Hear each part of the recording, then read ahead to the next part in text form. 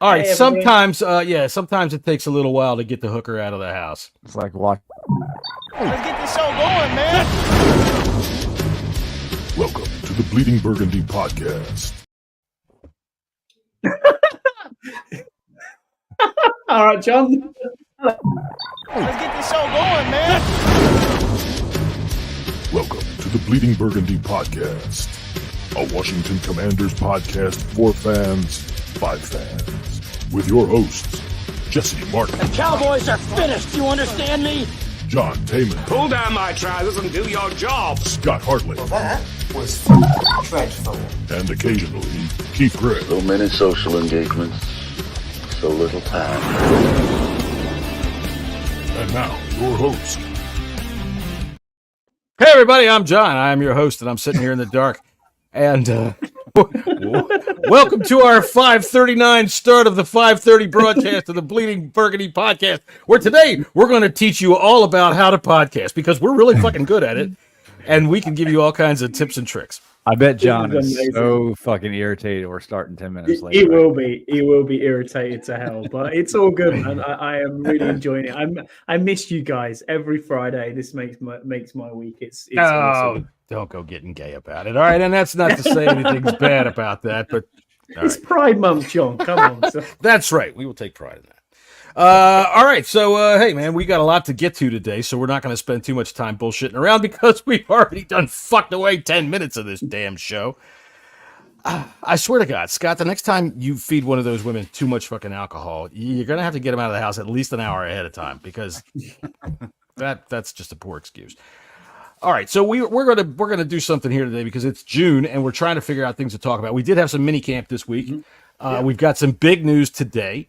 Jaden Daniels signed his contract, fully guaranteed, right, Scott? You got the numbers on that? Oh wait, before I start, my friend Jesse over there. Look, I've been practicing. I found him on the first try again.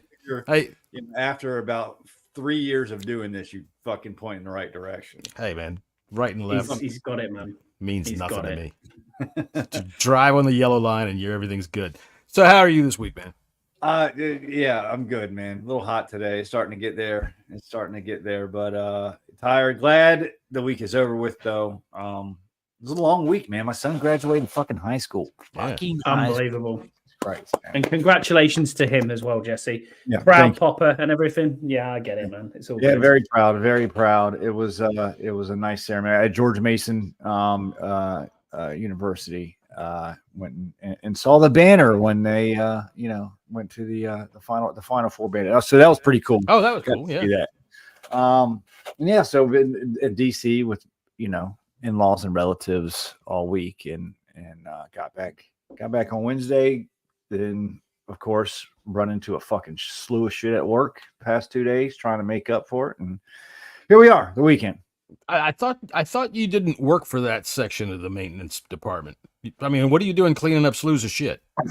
Isn't that a whole other department? Hey Brian, how you doing? Appreciate All right. it. And of course, let me go pull something up here, because down there at the bottom, our good friend from Barrow and Furnace, UK, Scott Hartley.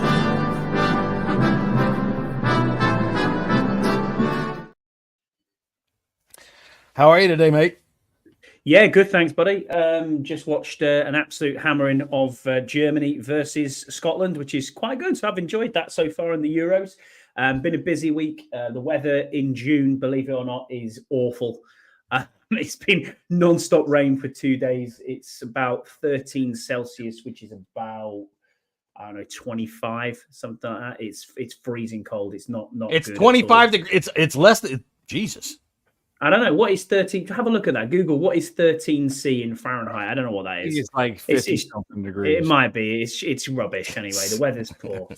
But no, it's been Let's all good. face Busy it, though. week. You guys have like 340 days of the year like that, right? Oh, in here in the armpit of Britain where I am, John, it's it's 55, right off the Irish sea. 55.4 It's degrees. 55. Yeah. So it's always wet and moist and dank where you are. Have you guys ever thought of like getting like a gigantic roll-on or something and just dragging it up and down the streets? Maybe Since you're in the armpit of the UK. I was just thinking there, my hedge is probably older than your country, but you know what I mean. It's all good fun. It's all That's good fine fun. with that. That's fine with that. I'll tell you what, though, more British dogs have pissed on yours. Anyway, we're going to get to a few different things here.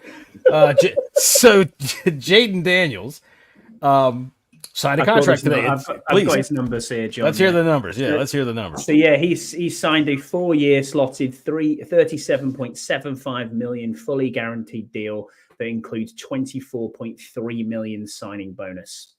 So yeah, good for him. Well done to the man. And he's not just the only signing, John. All the classes signed now. Every single one of them are signed up, ready to go. So congratulations to this 2024 rookie draft class. Man, are we one of the first teams to have all their rookies signed, sealed, and delivered?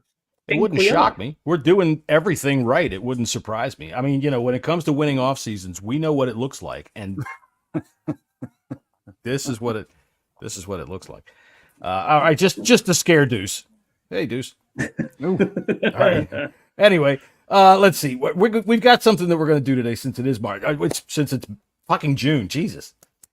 Well, before we get to the 20 question, yeah, let's do that. Right. Let's talk about the video.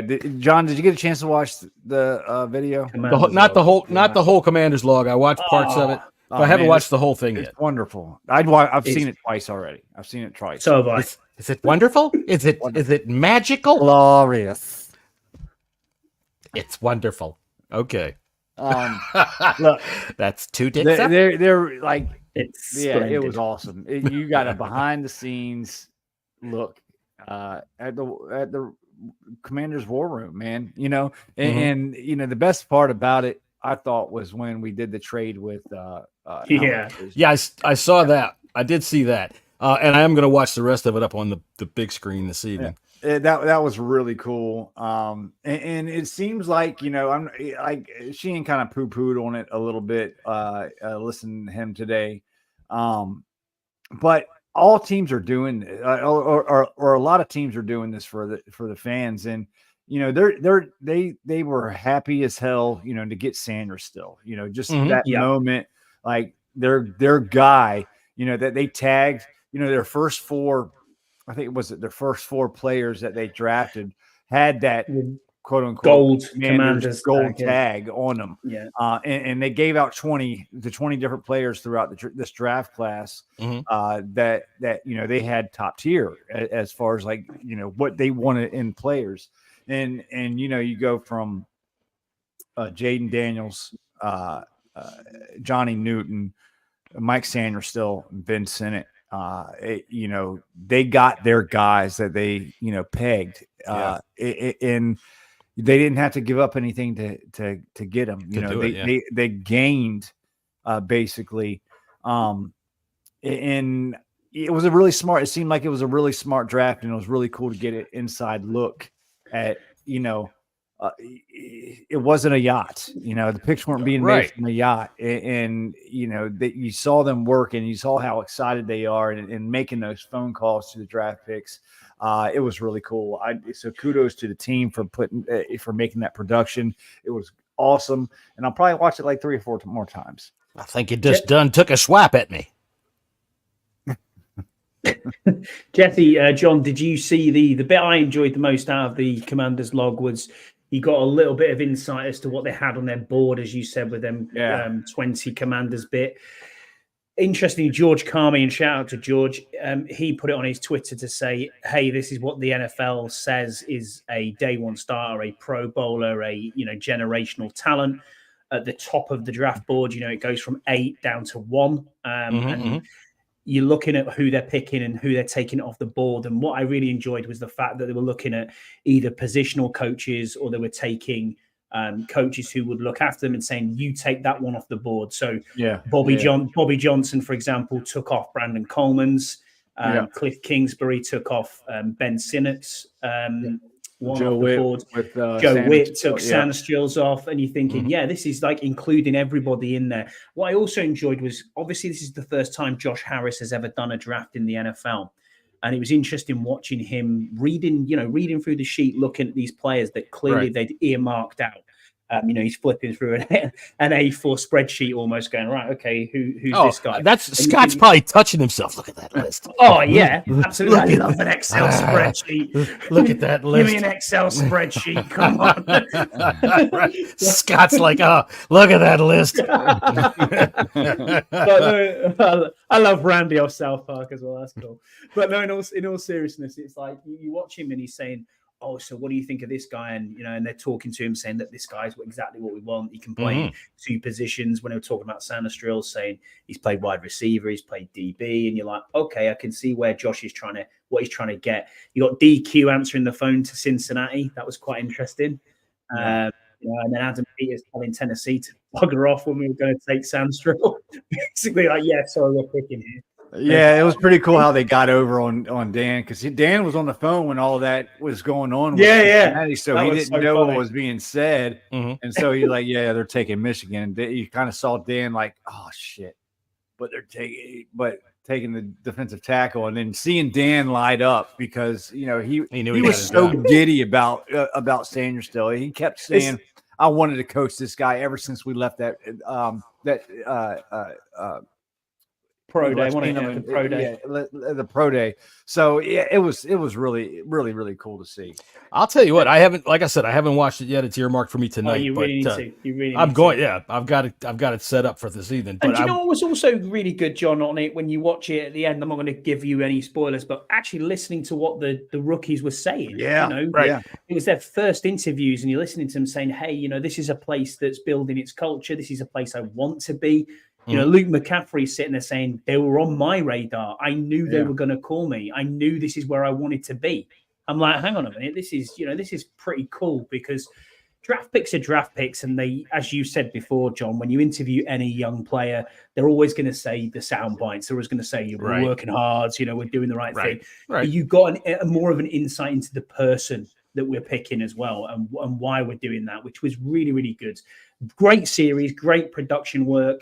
Hats off to the Commanders for putting that out there because I tell you what, boys, I was hyped. I was like, this is good. This is going to set me off for 6 weeks. I'm quite cool with that. I hope they release one more of camp anyway. Scott went through that spreadsheet in slow motion.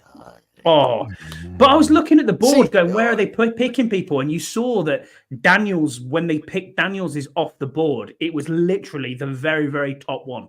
Right. And I was like, that was their guy all the way. I tell you what, even without seeing this, I thought the draft was masterful anyway. Because we knew they got the players that they targeted, and we look at the players that they got and the leadership skills that come with them. And so far, they've been everything as advertised. Now, granted, it's June. We're in minicamp. But when you listen to Jaden Daniels talk, I mean, the guy says every right thing, but it's not just saying it. He does it. He doesn't talk about what he's going to do. He talks about being humble right now that he's trying to learn. Very mature, very humble. Absolutely. And you see this in all of them. Sanastril is a freaking leader from the word go. Every single one of them. And I'm very pleased with it. I can't wait to watch this thing tonight. As a matter of fact, that's what I was doing, and they made me come in here and do this damn podcast, which is why we were late. So another thing that was really cool is Josh Harris being in the room, and I know people were like, "What? He shouldn't be in the room." Sure, he was should. there. Sure, he should. Like he was like a sponge, just taking it all in, asking questions. About this. They brought Cliff Kingsbury, and it's funny that Adam calls Cliff Cliffy. That was cool. Hey, Cliffy. Hey, Cliffy. It's kind of Anyways, but he asked a question. He was like, "Is that gonna be out? Is he gonna be able to play with Ertz?" And they're like, "Yeah, man, this guy can play all over the place." So he's there just getting information. He's not there, trying to be a scout like Dan Snyder was. Like, oh, you need to pick this guy. He was just there absorbing, this first draft in this brand new franchise, and it was really cool to see because he was just as giddy, not knowing Jack Dick, but just as giddy as everybody else was in that draft room. Where was Jack Dick on their board? I think he was like, could you see him on third there? Round? Yeah, third round. Another bit, Jesse, on to your point there was when you're watching it and you're hearing, the phone being passed around to various draft picks, you can see it's like Dan Quinn's, masterful at doing it. He's giving you the rah-rah speech. Adam Peters is I'm the nicey GM, but we're picking you. We're pleased to see you. Then you've got Josh Harris, who is a bit awkward to start off with, I thought, on a couple of phone calls. But then when you've seen it on like day 2, by the time it got to the end, he was like, no, I know what I'm doing now. I know how I'm talking to these players, and I thought, yeah, you're coming across as a guy that's like, okay, I've got this franchise. I know what I'm doing with it. But look, if you spent $6 billion on a team, you're going to want to understand exactly what's going on. The age of the owner that just sits around and does nothing is long since past, and the ones that do that, they don't do jack shit, nothing.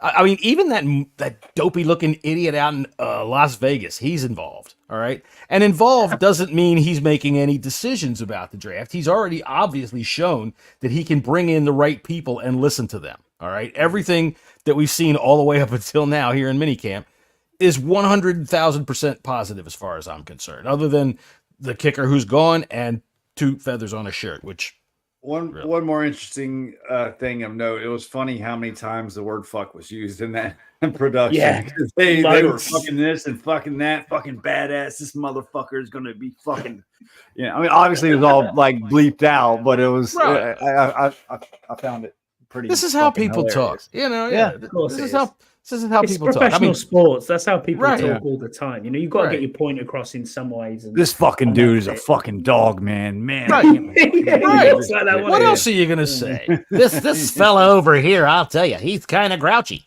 No, that doesn't fucking work. He's a fucking dog. At work, I don't talk like that. But hey, when I come off of work, you're in a job where you can. Sometimes I can. I deal with Marines and sailors, and sometimes you can. So, but I always wait for them first. But the fact of the matter is, man, when I come in this show, I say fuck a lot. I mean, I fuck it, fuck it. As far as I'm concerned, and I just got to get all the fucks that I held on to today out, and it's just timing. All right, so we did have some mini camp. I'll tell you one thing. I did post this up the other day. I am always laughing at, the 5-second mini camp video. You can't see anything, and that's true. You can't really see anything, except sometimes you can see tiny little things, like footwork or something like that. And, the thing I note when I watch Jaden Daniels throw a pass, it's pretty. I don't care if it's against air and there's no defenders. The freaking ball is the tightest spiral I've seen thrown in this city in forever. I mean, that thing doesn't wobble a bit. His accuracy is terrific with, not being under fire. But, I mean, he hits on the run. He hits pretty much everywhere. So I've heard this week that in some of the minicamp practices, they had a little rocky bits in the red zone, which is... should be expected. Of course. So, and, of course, Quan Martin, future freaking all-pro. Great pick. Yeah, great pick. Future all-pro. All right, so was there anything else about minicamps that stood out to you guys this week? Go ahead, Scott. Yeah, there's a bit of news, actually, and it hasn't been confirmed yet, but it is a little bit of news, is that off the field moves, front office moves again, is Houston Texans Director of Team Development, Dylan Thompson, is apparently joining us. He's come for a similar role, and I've got his little resume type thing here in front of me. CJ Stroud and the other first-round pick, Will Anderson Jr., basically said they wouldn't be the people they are if it wasn't for him. So his direct quote is, I know he's going to be mad at me for this, but oh my gosh, Dylan is one of the best human beings that I've ever met in my life. There's a ton of people, great people in this organization, but DT is the main reason I am where I am. And that's high endorsements from both rookies of the year. And this guy's obviously coming in to look after the players. So getting that little 1%, that little 0.5% that makes a 1% to make things different is good off the field, in my opinion. And quite clearly, Josh Harris has got deep pockets and he's happy to pay with the best people around him. So you got to get, getting that edge somewhere. Like we heard all off season, you can only do so much with the salary cap. You got to try to find the best players that you possibly can, within those constraints of what is it, $250 million or something like that. But there's other ways to better your team, and bringing in people like him and then all the others, that they've, from Girardi to the coaching staff to everybody else that they brought in, Eugene Shen, etc.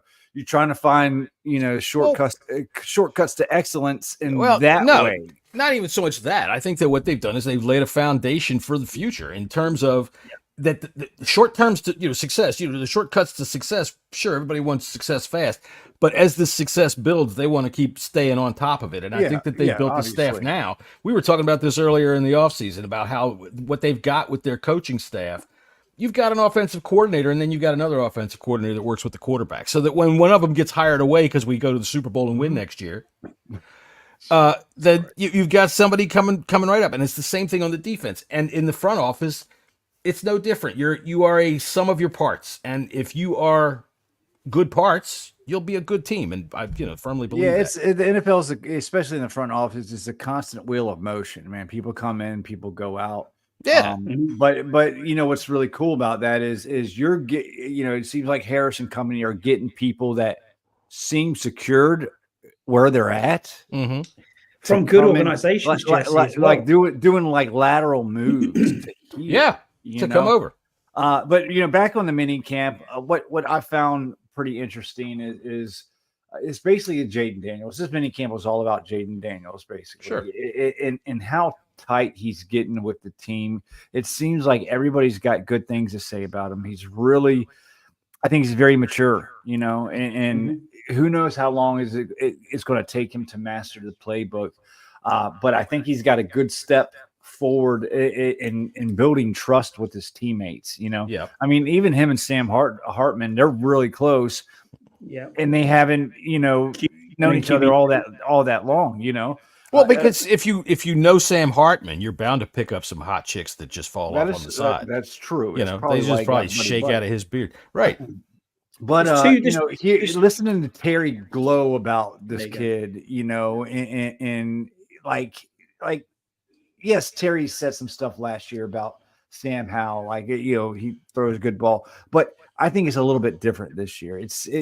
He sounds more certain, if that's it's a sum of the parts. They're buying into everything. All right, they're buying into everything. And really, go ahead, Scott. Finish up with minicamp so we can get on to our 20 questions. Yeah, no worries. We're going to touch a lot of this stuff. Two points really. The first point is that I noticed outside of Jaden Daniels is we'll finish with Jaden Daniels. Sorry, we'll stick on that theme. His press conference was actually really good, and there was a couple of insightful bits from his press conference that I picked up. I think it was a question from JP Finley who said, what's it like being a superstar quarterback? And he pretty much cut him off immediately and said, I'm not a superstar. I'm still a rookie. That's the maturity I'm talking about right there. Straight in. And the other one is the fact that he warms his hands up with a basketball, which I thought was quite We saw that at the combine. Sam Hartman. Yeah, and you saw that with Sam Hartman as well when they were coming out. He was bouncing a basketball, and you're like, okay, this is the thing that you've done for a long time then. And he said he'd done that for forever. He's also coming in the morning at 5:45 with Luke McCaffrey. They've started doing that since Luke picked him up on it, and he said he has a walkthrough in the bubble to get his mind right, and then also studies a bit of film before he goes out onto the fields. And then speaking of Luke McCaffrey, that's where I wanted to go next. Really, that was my next point. Was he's been taking a lot of handoffs out the backfield. Saw some video of that. Anthony Lynn. I mean, probably this Deebo Samuel type role is kind of almost where they're probably calling a few plays or putting him into that sort of position. The slot receiver can go wherever you want him to go, but at the same time, he's going to be building almost like what we wanted with Curtis Samuel. That's exactly it. The Curtis Samuel type role is, I think, what we're going to see from Luke McCaffrey, which is a good thing to see, especially if you've got them genes. Definitely. And then you hear from him and he says, "Hey, I'm going to work with my brother in the off season." Oh yeah. Yeah, there's not, these guys are going to go on holiday. Terry's going to go and do a bit of fishing. The D linemen are probably going to have a bit of a chill out. Offensive line are probably going to do the same. You know that Jaden Daniels is going to be working hard back home. And then when you hear, I'm going home to work with my brother, that's not going to be an easy 6 weeks off. No, not at all. That's for sure. Yeah, everything I think right now is positive. Everything. And I think and in all honesty, and I'm going to sound really homer here, but in everything I hear about Jaden Daniels, what we've seen out of Jaden Daniels, and again, we've had people that want to know, why is he such a flash in the pan that came up through LSU like that? Is it the players around him? No, I think it's that VR training, man. That dude really friggin' took to that, and he earned what he did, and you can see how. And it's not necessarily, it's fun. And I think that the biggest thing that will trip him up would be injury, and he can't pitch, so no baseball. We're going to have to get rid of that. That was funny, Brian. He said Daniels cannot throw into a trash can, but I think it's the trash can that's getting cut, so it's all good. The fact of the matter is we, for the last 23 years, outside of a few guys like Terry, have watched nothing but trash cans trying to catch passes around here, and we should be done tired of throwing to them. Yeah. Well, you're not talking about our linebacker. You're not talking about our linebacker core for the last 2 years. Yeah. No. And that Quan Martin play that Scotty Unreal. brought up, unreal. That was amazing. Yeah, that was pretty cool. In the game, if he managed to do that, that would be fucking awesome. That would be absolutely awesome. Play of the year. But the hand coordination to bring that thing in behind his back like that's something that you want, and you also want to see him be able to break up that pass. So that's good stuff. All right, we're going to do 20 questions. We've come up with a bunch of questions about the offseason. We're going to figure out whether or not we're going to work with it. We're going to see. Can you hear me while this is playing? Because sometimes this shit cuts us off. All right, because I do like the fact that we have some nice, snappy music here to do this with. So let's get started. We are going to start with this question right here. Will Cole Turner do enough to make the final 53? Jesse, will we begin with It's going to be tough, man. I think, with the addition of Ben Sinnott and Zach Ertz, I think it's going to be him or Amari Rogers, because I think Yankoff as well. Yeah, he's doing really well. He's doing really good. So he's been flashing. Really, really good reports with Yankoff, and I really hope Yankoff makes a team because I want that jersey. It's just fun saying Yankoff. It is. Six doesn't go into 3 or 4. That's the point, Jesse, isn't it? And I mean, if you're going to stick with 4 tight ends, I think you got to go 4 tight ends because you got Bates too. That's true. So for me, it's going to be Bates is making the team. Ertz is definitely making a team, and Sinnett's definitely making a team. There's 3. So then you have 3 players fighting for one role. Spot. Right, potentially, yeah. I mean, maybe I think you go 5, maybe, but you're going to take away from, you're going to take away from the offensive line. You're going to take away from defensive back. Here's the thing. Okay, so granted, I don't pay attention to it as much as you guys do. I'm not in a position where I can listen to as much as you guys do, but I have not heard Cole Turner's name yet this offseason, other than where's Cole Turner and what's he been doing? I heard this week they threw a couple of passes to Rogers, that they had it out there in 11-on-11 drills. I've heard everybody's name but his. So I've heard like JP Finley say Cole Turner's doing what Cole Turner does every offseason and catching everything. So and the other thing as well, Jesse, is Yankoff is the guy that's making the flashes, that's being talked about a lot by all of the local media reporters. If he's going to do something either as a H-back or as a tight end, we don't know where he's going to potentially play. As an undrafted free agent, this is going to be 2 priority potentially picks that you're going to have to look at. And that's why I fucked up on my own show last night about talking about stashing players on practice squads, because any of them 3 get cut, they're going to go to elsewhere. They're going to go elsewhere. Oh, sure. They're definitely going to be snapped up. The thing about Cole Turner is, like, what I remember JP saying is, like, he does well every offseason. He disappears during games. So how do you? Well, because they don't even put him out there. They didn't even dress him for like 14 games last year. Unreal. I mean, they could do some gymnastics. They could list Sinnott like they do Juszczyk as a fullback, H-back or something like that. Who knows? It depends. But that's a good question. I think it is a good question, especially since you asked it and you promoted yourself there. That's a nice job there. Very good. And actually, to be quite honest, I think at this moment right now, you'd have to say he's the odd man looking in, and it's simply because of that.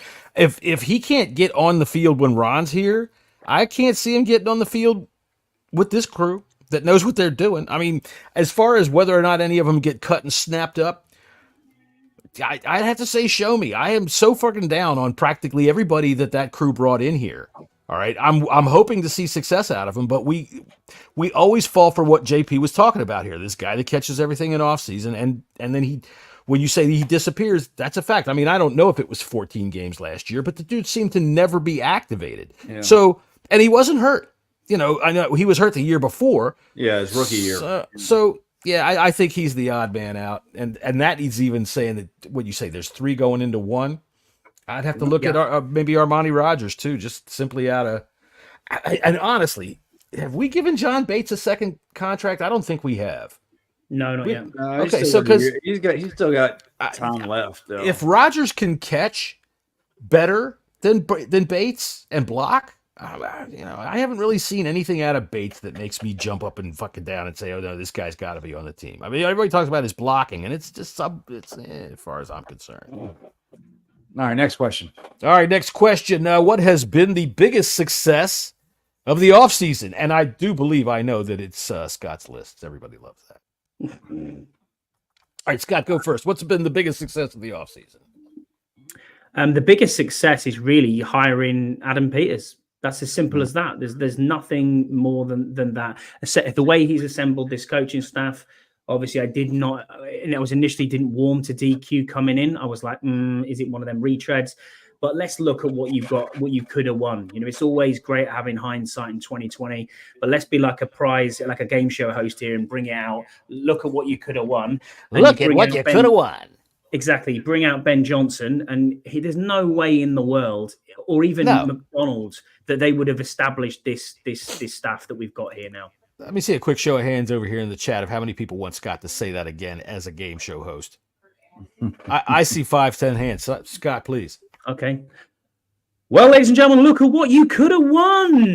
Bring it out. It's a brand new speedboat, and you live in suburbia. Right. See, now Ben Johnson, what he's thinking is, I should have gone for the guy. I'm going for the big prize, meaning I want to pick up a Super Bowl team that has a coach retire. Yeah, exactly. That's the only way he's going to get a job, because if you can't come in here when you know you've got the second overall pick, potentially a game-changing quarterback on your hands in Jaden Daniels, who you probably would have taken. I mean, you may have took Drake May, we don't know. But even so, you had your pick of quarterbacks in a quarterback-driven draft. You can't come in here and do a job, then you can't back yourself. So you know what, Ben Johnson? Fuck off. Fuck off, Ben Johnson. All right, let's see. So, Jesse, what was your thoughts on this particular question? I mean, pretty much the same. I mean, the hires of Peters and Quinn, man. I think that's a perfect tag team right there. I really do think Quinn was the right hire. I do too. After it's all said and done. The staff that they've brought in, I think it's top notch. Yeah. And the team that they're building. So I think those two hires are the biggest success of the all season. I don't see how you can see it in any other way. So I'm not going to even try. I think you're 100% right, because that's what I've said all along, that this is what's giving me my optimism for this season. And when I say optimism, it's not necessarily just for 2024. Optimism going down the road. What they're putting together here, I think, is a solid foundation. Sustainable success with outstanding teachers as coaches, not just a bunch of guys that are going to say, "Here's 4 playbooks, go learn them and figure it out." So, and are going to storm the Capitol. So, I think that everybody would agree Peters and Quinn are the best moves of the offseason. All right, so we're going to just move along from that one there. We're going to go to this one. Which position group concerns you the most? And I'm going to start this time because it's my turn. I would say that it's probably the offensive line. You just you have to hope for success because, frankly, based on everything we've seen up to this point, I think Jaden Daniels has everything it takes to be able to be a successful quarterback as long as he doesn't get hurt. As long as the offensive line can protect him and they can keep that blind side of his clean. Keep that pocket for him there. Don't get people down around his knees scrambling around. That's, I think, the biggest fear, and that's where my fear is on that offensive line. What about you, Jesse?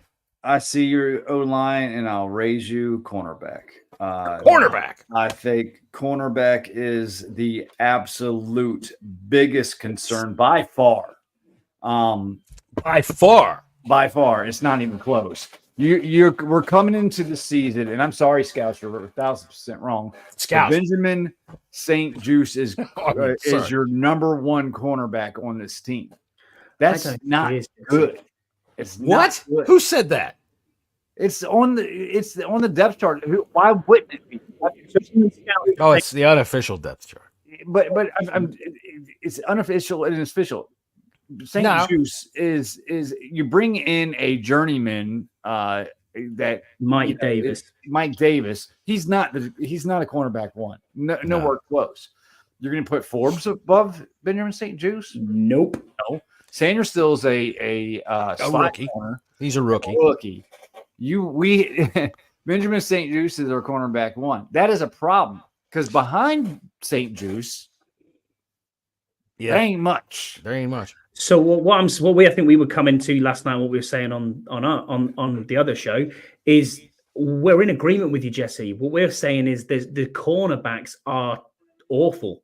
Yes, and I agree with you, but I genuinely think that Mike Davis is CB1. I don't mean to be funny. I do because I just don't think Benjamin St. Juice is good enough. I agree with you in the fact that the depth chart is there. But tell me if I'm not on paper. Where do you go? Because we haven't got anything there. But Rome wasn't built in a day, and we can't fix everything in an off season. Rome wasn't even built in a week. But here's the other thing.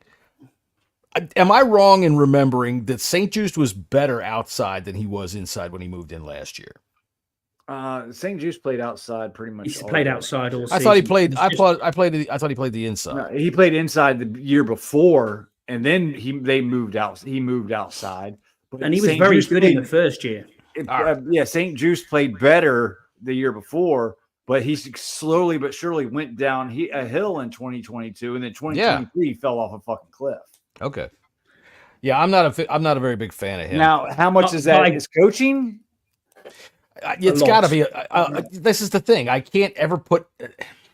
These coaches were terrible, and they picked him. Mm-hmm. So who the hell knows what the hell you have there, and the whether it's coaching or whether it's him, because they're responsible for every aspect of it. And to me, go ahead. No, you go, Jesse. Go on. The reason why I picked cornerback over offensive line is because we actually did work on the offensive line this offseason. We brought in. Yeah, I mean, we worked on it last year too. We brought in the gorilla from Kansas City, Argaletti. Argaletti. And then we go ahead and draft, which I believe is our future left tackle, and Brandon Coleman. So I think they did well, as much as you could kind of hope for on the offensive line. And now we're going to have to deal with Wiley for a year, maybe with new coaching staff and better scheming that will help him a little bit out too, because he was just awful last year. Mm-hmm. Going back and looking at numbers and looking at some of the games, Wiley did play a little bit better as the year went on, but he was awful that first part of the year. I didn't think Wiley was good. I thought they were going to keep Leno and get rid of Wiley, but obviously Leno's injury was a little bit, it was too much to overcome as far as him coming back, and Leno may not even play ever again. That's just the way it goes. Yeah. All right. You're answering questions that are further down the line there.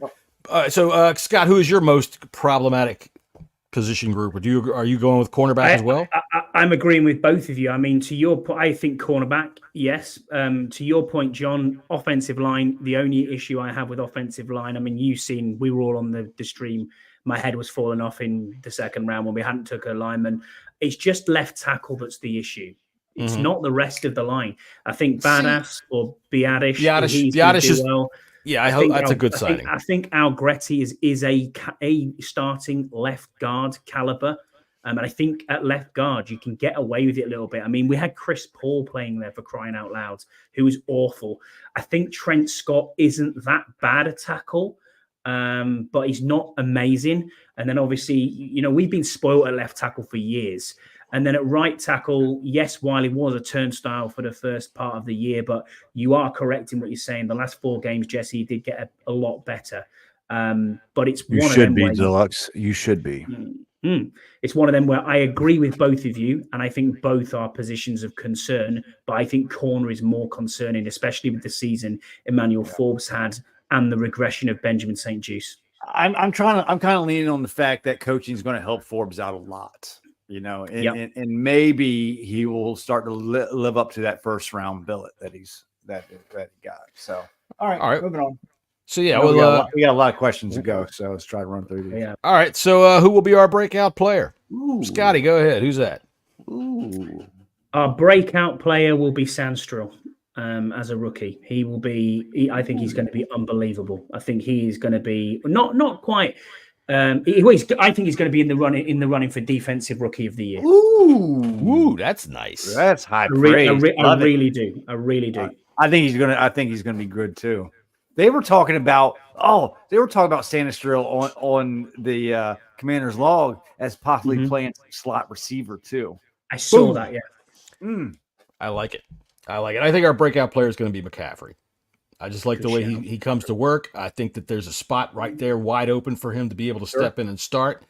And, I think a good short-term or short to intermediate receiver is a good friend for a quarterback that's young. I'm going to step away from the rookies, and I'm going to go Jahan Dotson.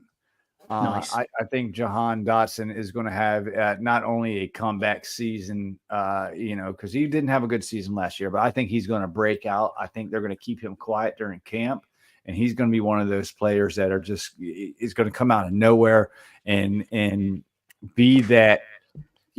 I have a feeling might move him inside a little bit more, put McCaffrey outside and flip flop them. But I think he's going to be one of those type of not only gadget type of players like Curtis Samuel, maybe not line up in the backfield, but be that slot type, but also can go outside and I think he's a threat from anywhere inside the line. I think Dotson's going to have a big year.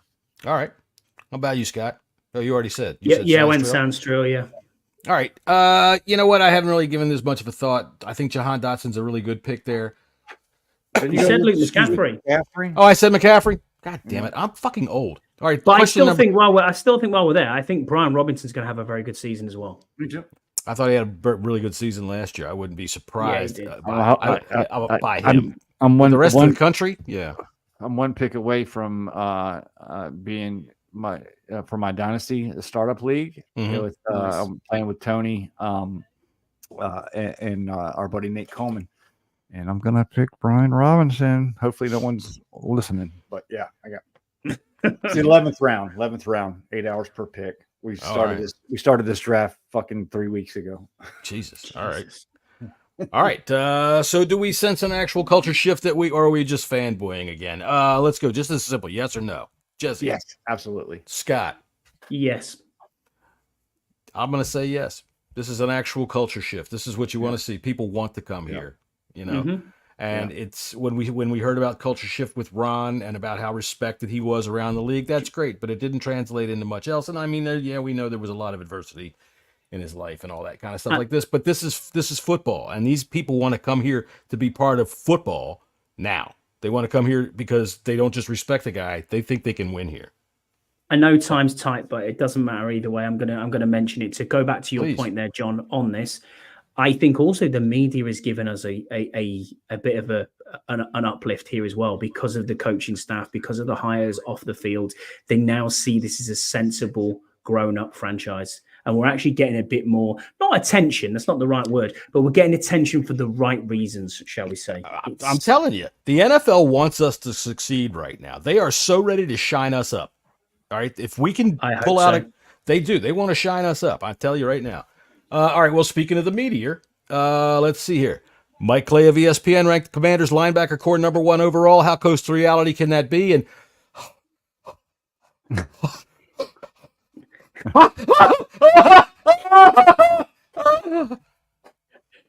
all right, so my God, I mean, are we even asking this question? How fucking weird is this? That's why I brought that. The question to the table. I'm like, when I saw that, I was like, what?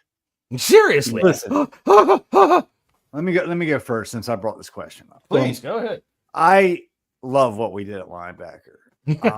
We did something, anything. Frankie Louvu, I mean, probably one of the greatest linebackers to play of the past century. I think in Bobby Wagner. Oh, I thought you meant Frankie Louvu. I was about no, say you are cut off, Mister. And then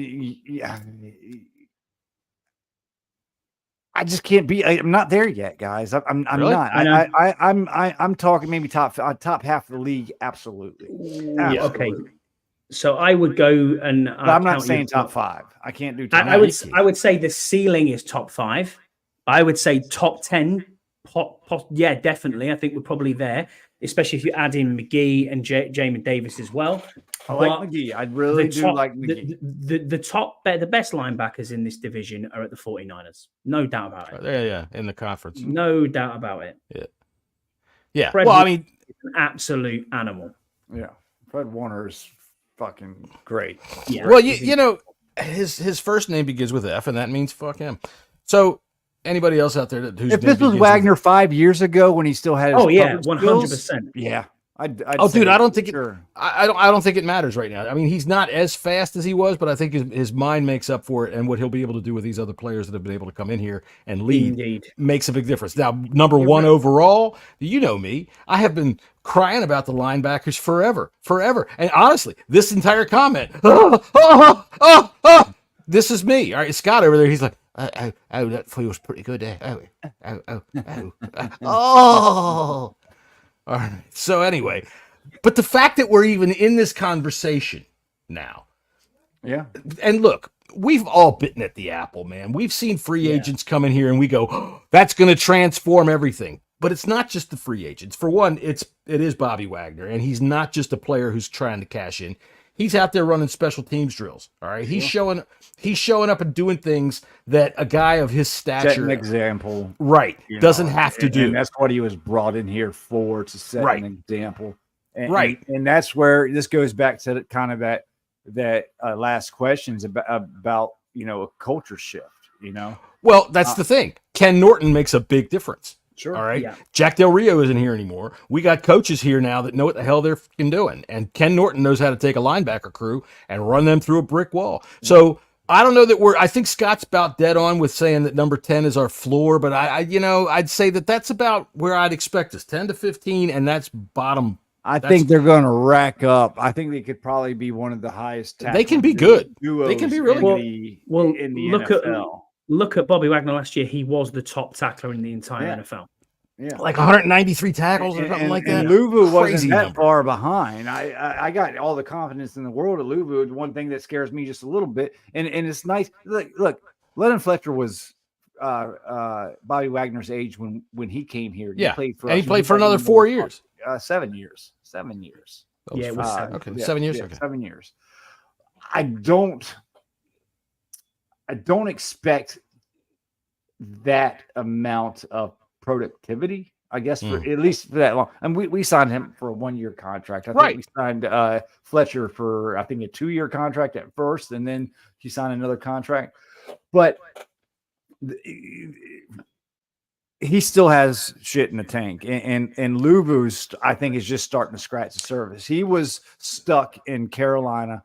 I mean, I think he went undrafted, didn't he, from the Jets? I think so. And then before going into Carolina. So he's now starting to get, and being paired with Wagner, I think is only going to help Luvu. Oh, absolutely. Tremendously. Absolutely, because he still does make mental mistakes. I was watching some film that Jamal had put out this week on the Trap or Dive podcast that showed some of his errors. And we're not getting a complete player here, but we're getting a player that can be complete, and we're giving him guys that can teach him how to be that. Then you got Jamin Davis, he's been playing down with his hand in the dirt. Yeah, so that's going to be an interesting aspect to this linebacker. Got Jeremy Chin that can slide in and out. Yeah, it gives us all kinds of options. And we're not mentioning our draft pick either in McGee, who is big dude, and he's fast. Yeah, sideline to sideline assassin. That's what we've needed. All right, who will be the primary kickoff returner? Scotty, go ahead. Who's that? Well, our primary kickoff returner. Good question. It's not going to be Emmanuel. It's not going to be Emmanuel Forbes. I don't think it's going to be. It's not going to be James. Who else? Jahan Dotson. I think it might be someone like Kaz Allen. They like him. I don't think Crowder. I don't think Kaz is going to make the team. I think Crowder is going to be our punt returner. Yeah. This kickoff thing is a really it's baffling me right now because teams are doing. You are baffled. Teams are doing different things right now, and I think this is going to be a trial and error type thing. And that's why I think they're putting so many different pieces back there. And it would not surprise me one bit if Jahan Dotson's back there. It wouldn't surprise me if Eckler, or it would not surprise me if Forbes is back there. I'm being straight up honest. I tell you what, Tyler Owens is another one who's been taking kickoffs, and he is the flat earther guy who had a perfect 10 RAS score. He's very quick. You just love that. You mention that like every single week. You have because he's amazing. He's amazing on a really good talent. He's a really good amazing talent. that he doesn't believe that. The amazing thing is if he's catching a kickoff, does he think it's coming at him on a flat plane, a two-dimensional plane, or does he actually think he's looking up into a void? All right, so I wonder, can you put like Deron Payne back there? I was thinking Jamin Davis. You get put Jamin Davis back there with Emmanuel Forbes. Get Forbes to catch it. Davis pick him up and then just throw him like a javelin down the field. Can you do that? Well, remember with the new kickoff rules, you can have two people. Well, that's what I was just going to bring that up. I think you have to have two back there. Jeremy Reeves was on the Kevin Sheehan show yesterday, and they had a long conversation about this new kickoff. And yes, they are going to have two returners. Mm-hmm, absolutely. You can, I was talking about this last week when we put Scott G to sleep, is about you're going to have to think about how to defend this, right? Because you've got guys lined up at the 40, and you have to have 10 guys on that line. The only guy behind them is the kicker, right? I mean, unless there's a windy day and somebody's got to go back and hold the ball. So think about it. If you kick left or you kick right, half that squad's got to transverse the entire field to get over there to try to make the play. So if you've got two returners back there, man, you can open up some shit. You got to think that they're thinking up some gadgets where they can just throw back across the field. I mean, it just seems to me that there's a lot of ways that this can pop wide open for a lot of points, man. And I'm telling you again, Tom, I want my points for freaking kickoff returns. And I'm going to tell you, this year, Tom's going to have one of his wide receivers return a kickoff for a touchdown, and he's going to think about changing the rule. Reeves also said expect a lot of squib kicks.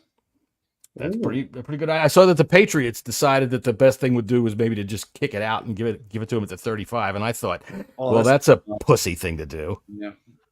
Yeah, I mean, All right, next question.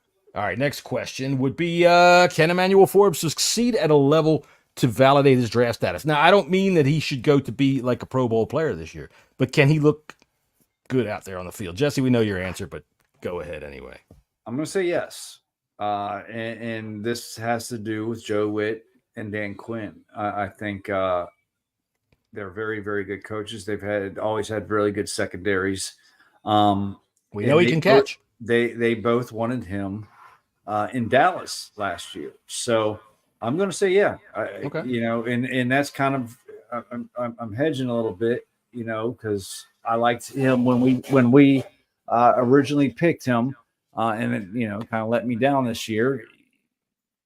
But I think coaching was a problem. So coaching was his biggest problem. All right, Scott, what do you think? I'm going to say no.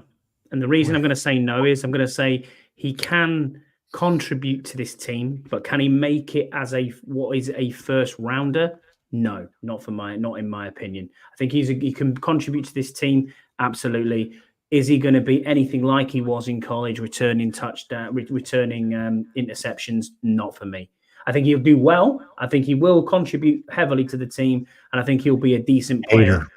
But I don't think he'll be a hater. He's not what you want out of a first round pick. Well, to me, in the same breath as Jamin Davis, he's not lived up to the hype of being a first round pick, has he? All right. Well, to me, what he's got to do is at least be a starter. All right. I agree. You've got to be the number 1 or number 2 cornerback. You're out there on the field practically every play. That's what I say. And he can do that. I think he can. The thing I like about him is that he can catch. He's got good hands to be able to get in there and swat around at the ball. He's fearless in terms of coming down and tackle. He doesn't shy away from that shit. And those are the things that I like about him. I think that with Joe Witt back there and the way that the Cowboys have been able to take turnovers in the last couple of years and take them back to the house the way that they've been doing, I think that should rub off on him. And I think that what you'll see up in Dallas is that those guys, they're going to miss Joe Witt. And I think that when we look at our defensive backs and Witt likes guys that can catch, man, I can foresee that he can do well enough to at least remain our starter this year. All right, Deluxe, who's the safety that doesn't believe that we live in space? What's his name? Tyler Owens. All right, Deluxe says Tyler Owens. The guy with the perfect RAS score. Yeah. Oh, yeah. God, with his. Deluxe says not only flat Earth, but he thinks we live in a dome. So let me ask you this: Absolutely crazy. does this dude think that, like, when it snows, somebody picks it up and turns it upside down, and we put this back down again? We live in a snow I just put something in the chat there. I hope we play abroad next year so we can see a horizon. What a fucking numpty. But anyway, yeah, honestly, duh. But yeah, He'll probably be scared of the plane. I mean, doesn't he think the plane's going to hit the dome? no, I have no idea. It's a dome. I mean, it's not the same size all the way. You ever across. watch that show Under the Dome? Stephen Yeah. King wrote a book. It's good. A good show. All right, All right, I'll next have to check question. that out. Yeah. Let's see here. Next question. Simpsons did it. Will Sam Cosmi make the Pro Bowl? Jesse. Yeah, I think he will. Yeah. I think he 100%. was played outstanding last year. He was the saving grace on our offensive line. He's gotten better and better every year. He's really found his niche at the guard position, and I think I think he could possibly make a All Pro. I think second team All Pro is not out of the question. I do think he's a Pro Bowl player, Pro Bowl type player. However, it's up to us. We've all got to vote for Sam Cosmi 1,000 times, and we've all got to go on to X and put it in there at Sam Cosmi for Pro Bowl a fucking zillion times through the entire goddamn month of fucking October or whenever it is they do it. And, that way we can make sure that it happens. All right. Let's see. Which under the radar player will have a great season? Jesse, who's our under the radar guy? Under the radar player I mentioned Jahan Dotson earlier. I'm going to go on the other side of the ball, and I'm going to say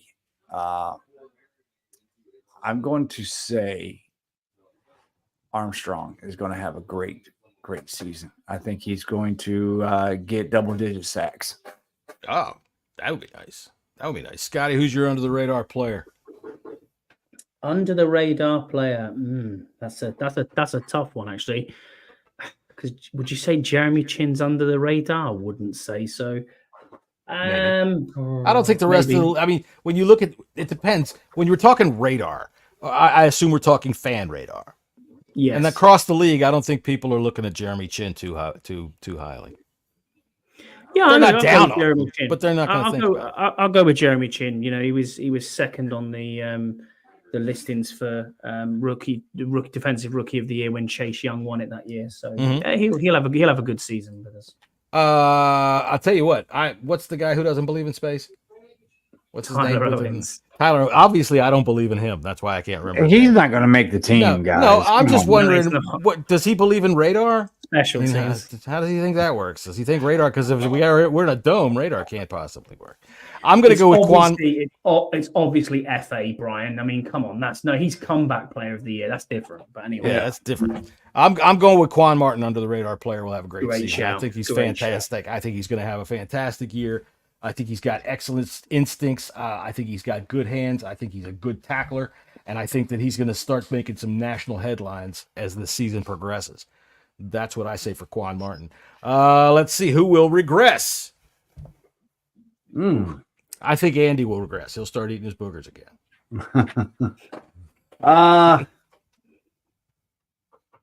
Yeah. All right. So, who's going to regress? That's a tough question. I'll say Terry McLaurin. You got to look and see who actually played well last year. That's a hard thing to do. It is. I mean, McLaurin got his 1,000 yards, but he did not have a good season. I still think McLaurin will break 1,000 yards, but I think it's not going to. Everybody's thinking McLaurin's going to turn into a top 10 receiver, and I don't think he's going to. I think that McLaurin is who he is. He's going to hover around 1,200 yards, give or take, each and every year, and be solid. So I don't think, fans seem to think he's going to get 1,500 yards. I don't think so. Okay. I don't think so. I think others are going to get involved. Jahan's going to play a big part in this offense. I think Eckler and Robinson, and then you have Luke McCaffrey. I just don't think, Terry's going to prove to be that all pro wide receiver one that everybody thinks he's going to be. Okay. All right. Is it my turn? Scotty, you already went? Yeah, you go. Oh, fuck. I haven't even thought about it. I haven't been, but I've got one. Well, please go ahead, because I'm still trying to decide who the hell had a good enough season last year to make I'm not saying he had a good season, but I think he'll actually be our surprise cut, and that's Derek Forrest. Okay, see, I'd look at Percy Butler before I looked at Derek Forrest. But, I think I agree. Percy's I supposed agree. to be having a hell of a camp. hey, that's what I hear. We know that safety room is pretty packed. over. I agree with Scotty, and I put Percy over Forrest right now. Forrest, I actually thought about in this regard because last year when we saw him play, I mean, the year before that he played really well. He got a bunch of. He was our number one interceptor, but last year he clearly fell back. But then again, I have to keep falling back on the coaching was so fucking bad on that defensive side. And I when I think of Derek Forrest right now, I see the play that we were all chatting about when we watched it happen against the Bears, where he looked to me like he was just confused, and he was confused because the linebacker didn't know what to do, and he was thinking, should I cover where the linebacker isn't supposed to be because he's not there? It was just and you could see it all right there in his head in that split second, and then DJ Moore blew by him, and that was that. So I could definitely see Forrest with a regression this year. Cut. That's a pretty bold. I'll come on to we'll come on to that. We'll do a bold hot take in a bit, but we'll come on to that at the end. We got a whole fucking summer to get through. Save something. All right, let's see. I was just going to say that. Yeah. Is our kicker on the roster today? I say no. No way. Do you want the names of the kickers, John, that we've tried out? Please, yes. Let's go. Official. Let's see here. Let me find my thing here. The official Bleeding Burgundy name pronouncer, Scott Hardley. So this week we've had a tryout for kickers. So we have in the building Lucas Havasick. Havasick sucked. I heard about his numbers the other day when he was kicking. Yeah, he was poor. He missed from 31. He banged the upright on a 53. Then we had a guy called Matt McCrane, who's had more teams than I've had hot dinners. And he's most recently been with the DC Defenders. And then we had your one who you wanted me to pronounce. It's Andre Schmidt is how it's pronounced. It's pronounced like it. Yeah, it's pronounced like the German Schmidt, like you would have an M in there, but it's spelt. It's got a Z in it anyway, but it's pronounced Schmidt because I looked it up and how you pronounce it. And he was on the Bears practice squad in 2023, and he's just had this season with the St. Louis Battlehawks in the UFL. I was going to say, when you say he's been on all these teams, I'm like, who the hell is he? The other guy, Matt McCrane, he's been on every so I've never heard of him. He's been on a lot of teams that I've never heard of. Honestly, it's so long, but all practice squads, in cut. It's ridiculous. I think I'm looking at his actual stats. He's got 67% kicking ratio. He's attempted 12 field goals with 8 successful. But he has hit every extra point while he's been on the field, which is 5 out of 5. Terrible kick. Yeah, that's no good. So I'm not going to go with that. So the kicker isn't on the team. Is the answer to the question. All right, Jesse, do you think the kicker's on the team? Absolutely not. Absolutely not. I agree with you. We are not on the team. I got to go down here and find where we were on this thing. And here we talked about this a minute before. But will Andrew Wiley be a turnstile again, or will coaching help him? Go ahead, Jesse. I think coaching will help him. I don't know how much, but I think it will help at least some. Okay. I think you have an okay season. He'll give up some sacks like every tackle does, but I'm hopeful that he won't be the turnstile he was at the beginning of the start of the season last year. Turnstile he was truly awful. Let's be honest. Listen, turnstiles are better. I think. Remember, we saw Wiley warming up on.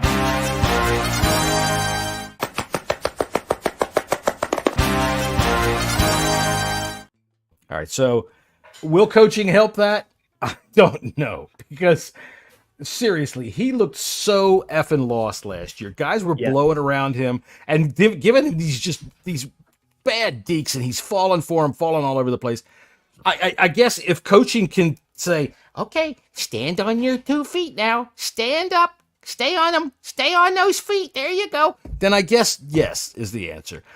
I think that his money makes him our right tackle, and that's unfortunate. That's a legacy left behind by a regime that we really want to try to forget. Scheme plays a lot into this, though, as well, John. Yeah, I would hope so, because it seemed to me like every time the scheme said you block that fucking guy coming around the end, he couldn't do it.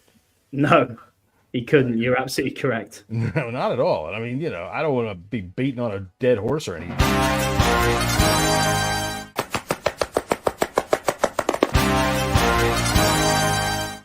Was the most action we saw at him last year. All right, let's see here. Who is our strongest and deepest position group? Go ahead, Scotty. I think our strongest and deepest position group is probably linebacker now. Yeah. That sounds weird. It's gone from absolutely nothing to being, well, actually, this isn't too bad. I mean, you could probably say defensive tackle. Defensive tackle, we thought so, but those guys have underperformed. But I mean, when we're talking deepest position, I mean, on their day, Jonathan Allen, Jerome Payne, Jason Newton is a deadly front. You would hope so. Then you have Ridgeway, Phil Mathis. That's a clear cut for me. I think he's gone. He's been awful. But yeah, and behind that, I don't know who else we have. We've got Ben Potato still, I think. I don't know. I think he might. I'm not sure if he's there or not. Jesse, who's your deepest and strongest position group? We don't have a deep position group. Our strongest may be the linebackers, but they're not deep. One either Luvu or Wagner goes down, we're going to be in trouble again. I would have to say safeties. I like our safety room. I agree. I do think we have depth in our safety room. Yeah. Jeremy Chin. You got Forrest. Say what you want about Forrest. He didn't have a great year last year, but he does have talent. He got hurt. Quan Martin, Butler, Revis. So I think that probably is definitely Revis. I think you were getting a little dreamy there. Reeves. I'd love Revis in our secondary room. Yeah, maybe not now. He's probably 40 now. But Reeves.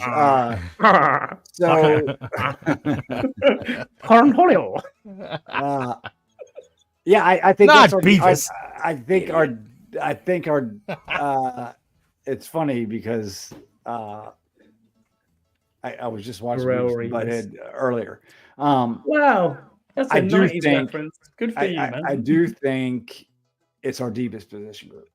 I agree. Yeah. Safety's our deepest position group. And I think it's got good players in it. And I think Forrest can bounce back. We've seen what he's capable of, and I think with good coaching, he'll bounce back. I think that's you might be right. He might be a surprise cut because that's a deep room. Somebody's going to have to, it's not going to keep everybody up in there. I forget the fuck you all were talking about a minute ago, but I had a joke lined up in my head and it flew right out the window because question number 20 is John too old to know how to podcast? And this show has been a good example of why that might be true. All right, let's see. Who's going to be our training camp darling that everyone roots for? Who is our Samus Reyes this year? I think Yankoff. Yankoff. Wow, good show. I think everybody just likes to say that. Yankoff, or I think Luke McCaffrey is going to be one of those that everybody's going to fall in love with. See, when I think camp darling, I'm thinking of a guy that's McCaffrey's making the team. I know what you mean. McCaffrey's making the team. Right, someone at the bottom of the roster. Yeah, somebody. The bubble guy, that other receiver. What's his name? Jack Saint. Jack Saint. Yeah. Oh, Jack Saint. Yeah. That's who I was. He makes a couple of plays in preseason. He could be our next Cam Sims. And I'll tell you what, I just can't wait until Joe Theismann is on television doing the preseason games saying Yankoff. I don't know if he's doing it no more. I think Brian Mitchell took that over. Yeah. I tell you what, Brian Mitchell's like a weed. Not a fan. He was a great return man, but I don't like his style when it comes to doing that. I'm going to go Michael Wiley, an undrafted free agent running back who's already making noise. Really? See, here's the thing. I think you just looked that up so you could sound smart. Yeah, I did. I got it off my notes from yesterday. Exactly. Where's the ding? Because, that's right. Scott checked his list. Oh, wait, wrong thing. The timing was terrible. Come on, John. I'm sorry. I got this music playing and all that other stuff here. We're towards the end of the show. So don't give me a bunch of shit. All right. Who's our training camp darling this year? I think it might be McGee. It could be McGee. Yeah, that could be McGee. Yeah, that's what I'm going to go with. All right. Now, biggest question of all. Have we found a quarterback? 100% yes. I'm all in. I'm all in. Let's see how it translates. I just said earlier in this podcast, I think the only thing standing in his way is a possible injury. And I'm not predicting injury. I don't think that he's all that small. In looking at him out there next to his teammates, I don't really think he's all that small to play football.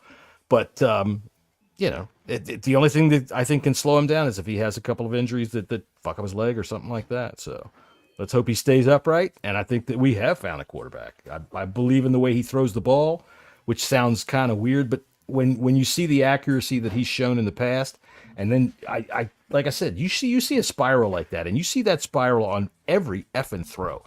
That is where that accuracy comes from. He's got such a beautiful over-the-shoulder motion. I mean, it comes right over the top. Unitas-like. So, yeah, I'm all in on him. What about you, Jesse? I'm going to reserve judgment until training camp. I'm going to lean possibly, but listen, we're thrown against air here, and I get it. Yeah, you're right. I like everything that we've seen so far. Right. The spiral to me is what I saw this week. That when you see the accuracy, you see the arm strength that we've seen in all the film that he's done against other teams. These are why those things exist, man, because he's able to throw such a nice ball. That's what I really like. So, all right. Do we have any other questions left? I do believe that is number 20. All right. How about anybody out there in the chat? You guys have any questions? How big is Scott's? No, we talk about that too much. Forehead. Yeah, we talk about that too much. How big is Scott's forehead? Now, you did say something last week that I found interesting, Scott. You never wear a hat. No, it's because I wore a beret for 13 years, so I don't wear a hat. You just can't find one that will fit on it. No, I haven't got a massive head. I've just got a 10 head, not a 4 head. It's just the way that my hair is receding. I mean, I need to go to Turkey, which actually I'm going on holiday to Turkey this year, so maybe I could actually schedule in a hair transplant. Okay. I think in Turkey they make you wear Speedos on the beach. So if you're wearing a Speedo on the beach, Scott, we definitely need photos. No, I'm not doing that. Speedos with this body. Come on, I'm not Jesse Martin over there or Keith. Well, I'll tell you what. If you go to the football game and the baseball game, if we're going to a Nationals game the day before, which I think we should go to an Orioles game, but if we're going to the Nationals game and the football game the next day, and you're going to be out in the sun that long, I would definitely recommend a hat because it definitely beats on you here. Well, look, I'll take one. I'll take one with me. I took one last year. I did wear one, but routinely. Now, what about your galoshes? Do you wear a condom now during sex, or you've been snipped? Oh, dude, I'm a neutered cat, so it's absolutely fine. A neutered cat. There you go. I was neutered at 27, so tell you what, it's all good. I bet you probably don't yell near that hedge anymore, do you? No, you ain't out there howling at the hedge. I don't hang out there, no. marking my territory. That's right. All right, then. I think we're all done. Jesse, you got anything left? No. Does Scott have a list? Scott, do you have a list for the week? I don't have a list this week because we're doing 20 questions. So. That's a big list. So, yeah, we can just go ahead and say that for the week, that's Scott's list of the week.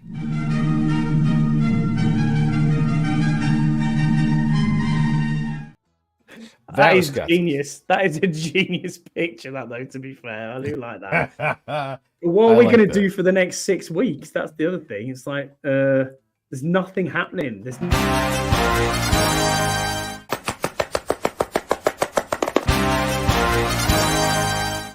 That's what I plan to do. All right, cool. There's got to be some funny stuff that we could do, or I don't know. Gonna whack my seal. Well, I'll tell you what. I will be traveling here shortly, so I won't. I don't think I'll be on next week. No, I won't be on next week. So I don't think we're going to do one next week. Next week off, and then we'll reconvene in 2 weeks. Now, see, y'all say this, but I know what's going to happen. I'll go away, and y'all have Dan Quinn will be on the show. I was just about to say, we'll get some other guests. Scheduling Adam Peters. Yeah. Right. Yeah. All right. Well, I guess that's all for us this time. And I know, last time I promised this after every show. I'm going to get better at how we open this show. Today, it was not my fault. It was their fault with their fucking earphones and all that kind of shit. Actually, it turned really out to be your fault. I never did anything that was different up until today, and all of a sudden today there was a problem. I mean, is this the way it is? Is there anything else you boys want to tell me? All right, we're not going to go there. So until a couple of weeks from now, we'll see you. Ta-ta. Cheerio, boys.